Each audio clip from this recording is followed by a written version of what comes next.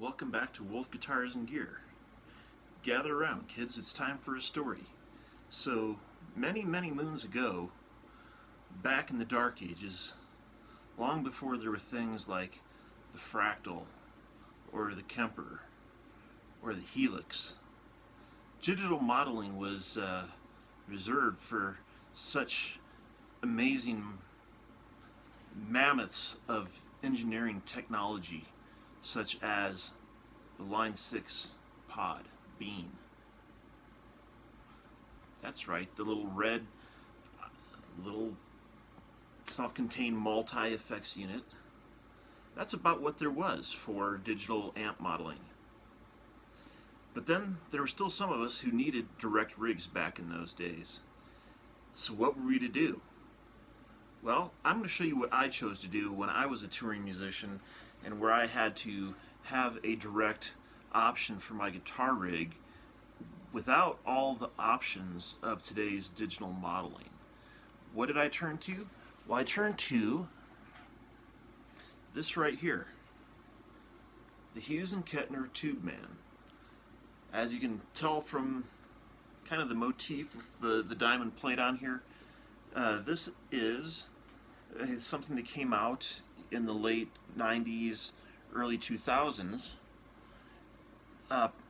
Fairly simple design, but complex at the same time. Now, as far as what my normal rig was at that point, is if I wasn't traveling and I wasn't confined to just a pedalboard rig, I would be using my Mesa Road King, which is a 4-channel amp, and every single one of those 4 channels is amazing and sounded great. So when I saw this, which was a fully tubed preamp with 3 separate channels here, I was like, this could potentially be what I was looking for to replace that Mesa in a much more compact size. So I'm going to put a picture up here of my pedal board at that time so you can kind of take a look at what it looked like. But this was an integral part of it. So obviously we know Hughes and Kettner for the Tubemeister. You know, they have some very famous amps out now and everybody knows them for that. But this here is an overlooked piece of work that they put out that I think is fantastic. So I'm going to show you a little bit more about that today. Alright, so let's take a look at this here. As you can see, when it's plugged in, this all lights up with the classic Hughes and Kettner's blue. You can see in here you've got that 12AX7 tube working there. Obviously you have a green channel, you got a yellow channel and a red channel. You've got volume for the green channel, you've got gain and volume for channel 2, then you have gain, voicing, which kind of controls the mid characteristic, volume, bass, mid, treble, and a master volume. So you can balance all the 3 channels for the same level when you're using it live. I know that's how I used it. Let's take a look at the back here a little bit. So you have a couple options back here.